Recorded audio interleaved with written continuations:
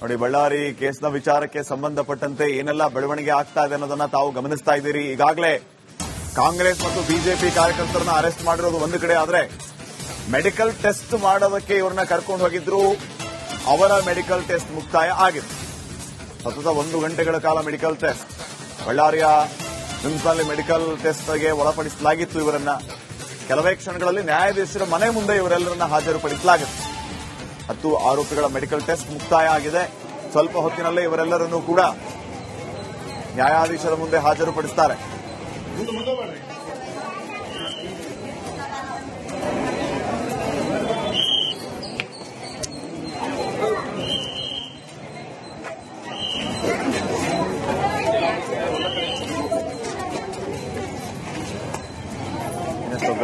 ಕೊಡೋದಕ್ಕೆ ಸುರೇಶ್ ಈಗಾಗಲೇ ಜಾಯ್ನ್ ಆಗಿದ್ದಾರೆ ನೇರ ಸಂಪರ್ಕದಲ್ಲಿ. ಮತ್ತೆ ಸುರೇಶ್, ಈಗ ನ್ಯಾಯಾಂಗ ಬಂಧನಕ್ಕೆ ಒಪ್ಪಿಸೋದಕ್ಕಿಂತ ಇವರನ್ನ ಕಸ್ಟಡಿ ಕೊಡ್ತಾರೆ, ವಿಚಾರಣೆಗೆ ಒಳಪಡಿಸೋದ್ರಿಂದ ಏನೆಲ್ಲ ಆಗುತ್ತೆ? What next?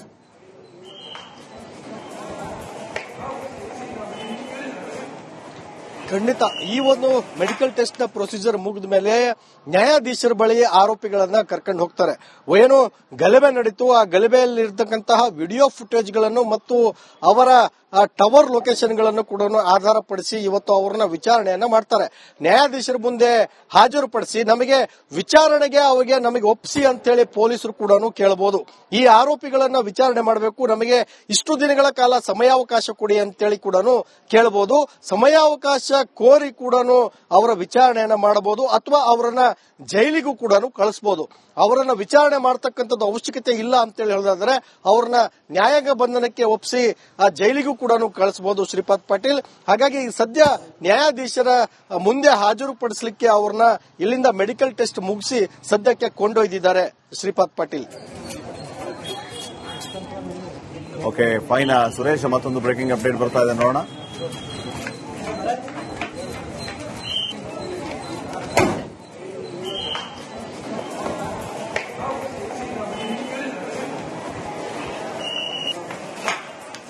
ನೋಡಿ, ಬಳ್ಳಾರಿ ಕೇಸ್ನ ವಿಚಾರಕ್ಕೆ ಸಂಬಂಧಪಟ್ಟಂತೆ ಏನೆಲ್ಲ ಬೆಳವಣಿಗೆ ಆಗ್ತಾ ಇದೆ ಅನ್ನೋದನ್ನ ತಾವು ಗಮನಿಸ್ತಾ ಇದ್ದೀರಿ. ಈಗಾಗಲೇ ಕಾಂಗ್ರೆಸ್ ಮತ್ತು ಬಿಜೆಪಿ ಕಾರ್ಯಕರ್ತರನ್ನ ಅರೆಸ್ಟ್ ಮಾಡಿರೋದು ಒಂದು ಕಡೆ ಆದ್ರೆ, ಮೆಡಿಕಲ್ ಟೆಸ್ಟ್ ಮಾಡೋದಕ್ಕೆ ಇವರನ್ನ ಕರ್ಕೊಂಡು ಹೋಗಿದ್ರು. ಅವರ ಮೆಡಿಕಲ್ ಟೆಸ್ಟ್ ಮುಕ್ತಾಯ ಆಗಿದೆ.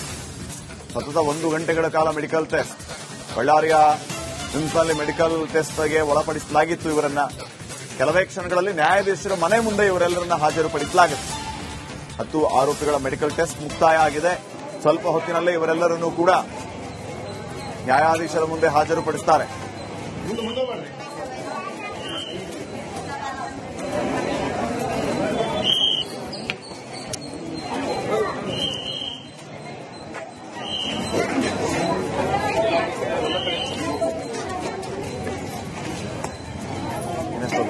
ಕೊಡೋದಕ್ಕೆ ಸುರೇಶ್ ಈಗಾಗಲೇ ಜಾಯ್ನ್ ಆಗಿದ್ದಾರೆ ನೇರ ಸಂಪರ್ಕದಲ್ಲಿ. ಮತ್ತೆ ಸುರೇಶ್, ಈಗ ನ್ಯಾಯಾಂಗ ಬಂಧನಕ್ಕೆ ಒಪ್ಪಿಸೋದಕ್ಕಿಂತ ಇವರನ್ನ ಕಸ್ಟಡಿ ಕೊಡ್ತಾರೆ, ವಿಚಾರಣೆಗೆ ಒಳಪಡಿಸೋದ್ರಿಂದ ಏನೆಲ್ಲ ಆಗುತ್ತೆ? What next?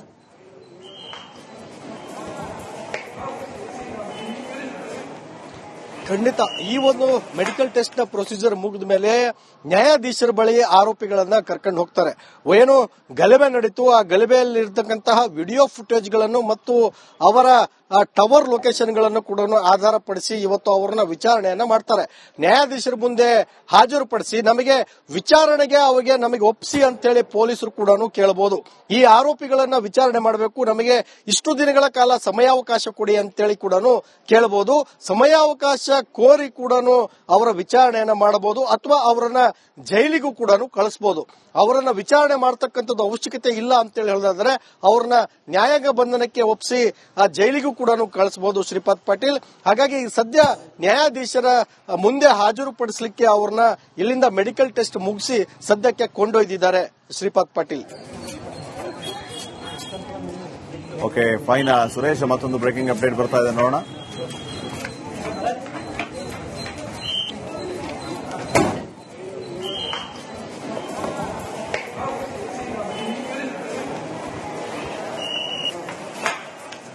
ನೋಡಿ, ಬಳ್ಳಾರಿ ಕೇಸ್ನ ವಿಚಾರಕ್ಕೆ ಸಂಬಂಧಪಟ್ಟಂತೆ ಏನೆಲ್ಲ ಬೆಳವಣಿಗೆ ಆಗ್ತಾ ಇದೆ ಅನ್ನೋದನ್ನ ತಾವು ಗಮನಿಸ್ತಾ ಇದ್ದೀರಿ. ಈಗಾಗಲೇ ಕಾಂಗ್ರೆಸ್ ಮತ್ತು ಬಿಜೆಪಿ ಕಾರ್ಯಕರ್ತರನ್ನ ಅರೆಸ್ಟ್ ಮಾಡಿರೋದು ಒಂದು ಕಡೆ ಆದ್ರೆ, ಮೆಡಿಕಲ್ ಟೆಸ್ಟ್ ಮಾಡೋದಕ್ಕೆ ಇವರನ್ನ ಕರ್ಕೊಂಡು ಹೋಗಿದ್ರು.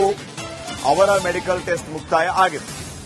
ಸತತ 1 ಗಂಟೆಗಳ ಕಾಲ ಮೆಡಿಕಲ್ ಟೆಸ್ಟ್ ಬಳ್ಳಾರಿಯ ನಿಮ್ಸ್ನಲ್ಲಿ ಮೆಡಿಕಲ್ ಟೆಸ್ಟ್ಗೆ ಒಳಪಡಿಸಲಾಗಿತ್ತು. ಇವರನ್ನ ಕೆಲವೇ ಕ್ಷಣಗಳಲ್ಲಿ ನ್ಯಾಯಾಧೀಶರ ಮನೆ ಮುಂದೆ ಇವರೆಲ್ಲರನ್ನ ಹಾಜರುಪಡಿಸಲಾಗಿದೆ.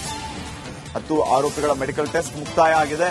ಸ್ವಲ್ಪ ಹೊತ್ತಿನಲ್ಲೇ ಇವರೆಲ್ಲರನ್ನೂ ಕೂಡ ನ್ಯಾಯಾಧೀಶರ ಮುಂದೆ ಹಾಜರುಪಡಿಸುತ್ತಾರೆ.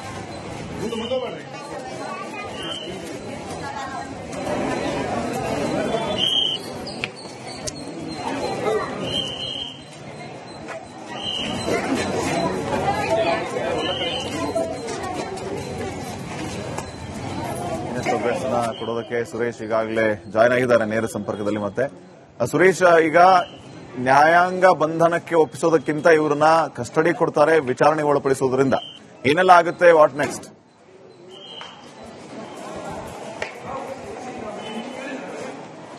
ಖಂಡಿತ ಈ ಒಂದು ಮೆಡಿಕಲ್ ಟೆಸ್ಟ್ ನ ಪ್ರೊಸೀಜರ್ ಮುಗಿದ ಮೇಲೆ ನ್ಯಾಯಾಧೀಶರ ಬಳಿ ಆರೋಪಿಗಳನ್ನ ಕರ್ಕೊಂಡು ಹೋಗ್ತಾರೆ.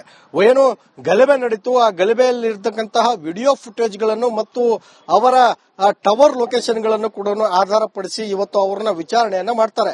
ನ್ಯಾಯಾಧೀಶರ ಮುಂದೆ ಹಾಜರುಪಡಿಸಿ ನಮಗೆ ವಿಚಾರಣೆಗೆ ನಮಗೆ ಒಪ್ಪಿಸಿ ಅಂತೇಳಿ ಪೊಲೀಸರು ಕೂಡ ಕೇಳಬಹುದು. ಈ ಆರೋಪಿಗಳನ್ನ ವಿಚಾರಣೆ ಮಾಡಬೇಕು, ನಮಗೆ ಇಷ್ಟು ದಿನಗಳ ಕಾಲ ಸಮಯಾವಕಾಶ ಕೊಡಿ ಅಂತೇಳಿ ಕೂಡ ಕೇಳಬಹುದು. ಸಮಯಾವಕಾಶ ಕೋರಿ ಕೂಡ ಅವರ ವಿಚಾರಣೆಯನ್ನ ಮಾಡಬಹುದು ಅಥವಾ ಅವರನ್ನ ಜೈಲಿಗೂ ಕೂಡ ಕಳಿಸಬಹುದು. ಅವರನ್ನ ವಿಚಾರಣೆ ಮಾಡತಕ್ಕಂಥದ್ದು ಅವಶ್ಯಕತೆ ಇಲ್ಲ ಅಂತೇಳಿ ಹೇಳಿದ್ರೆ ಅವರನ್ನ ನ್ಯಾಯಾಂಗ ಬಂಧನಕ್ಕೆ ಒಪ್ಪಿಸಿ ಆ ಜೈಲಿಗೂ ಕೂಡ ಕಳಿಸಬಹುದು ಶ್ರೀಪಾದ್ ಪಾಟೀಲ್. ಹಾಗಾಗಿ ಸದ್ಯ ನ್ಯಾಯಾಧೀಶರ ಮುಂದೆ ಹಾಜರುಪಡಿಸಲಿಕ್ಕೆ ಅವ್ರನ್ನ ಇಲ್ಲಿಂದ ಮೆಡಿಕಲ್ ಟೆಸ್ಟ್ ಮುಗಿಸಿ ಸದ್ಯಕ್ಕೆ ಕೊಂಡೊಯ್ದಿದ್ದಾರೆ ಶ್ರೀಪಾದ್ ಪಾಟೀಲ್.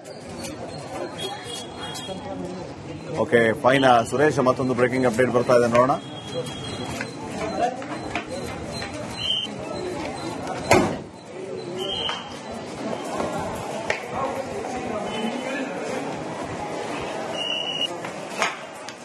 ನೋಡಿ, ಬಳ್ಳಾರಿ ಕೇಸ್ನ ವಿಚಾರಕ್ಕೆ ಸಂಬಂಧಪಟ್ಟಂತೆ ಏನೆಲ್ಲ ಬೆಳವಣಿಗೆ ಆಗ್ತಾ ಇದೆ ಅನ್ನೋದನ್ನ ತಾವು ಗಮನಿಸ್ತಾ ಇದ್ದೀರಿ. ಈಗಾಗಲೇ ಕಾಂಗ್ರೆಸ್ ಮತ್ತು ಬಿಜೆಪಿ ಕಾರ್ಯಕರ್ತರನ್ನ ಅರೆಸ್ಟ್ ಮಾಡಿರೋದು ಒಂದು ಕಡೆ ಆದ್ರೆ, ಮೆಡಿಕಲ್ ಟೆಸ್ಟ್ ಮಾಡೋದಕ್ಕೆ ಇವರನ್ನ ಕರ್ಕೊಂಡು ಹೋಗಿದ್ರು.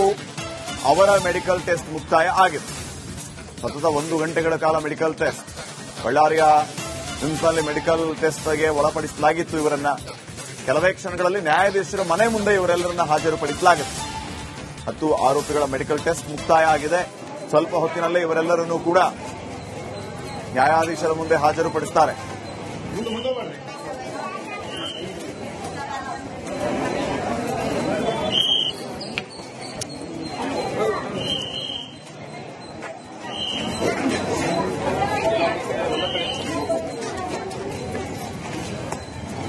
ಇನ್ನಷ್ಟು ಅಪ್ಡೇಟ್ಸ್ನ ಕೊಡೋದಕ್ಕೆ ಸುರೇಶ್ ಈಗಾಗಲೇ ಜಾಯ್ನ್ ಆಗಿದ್ದಾರೆ ನೇರ ಸಂಪರ್ಕದಲ್ಲಿ. ಮತ್ತೆ ಸುರೇಶ್, ಈಗ ನ್ಯಾಯಾಂಗ ಬಂಧನಕ್ಕೆ ಒಪ್ಪಿಸೋದಕ್ಕಿಂತ ಇವರನ್ನ ಕಸ್ಟಡಿ ಕೊಡ್ತಾರೆ, ವಿಚಾರಣೆಗೆ ಒಳಪಡಿಸೋದ್ರಿಂದ ಏನೆಲ್ಲ ಆಗುತ್ತೆ? What next?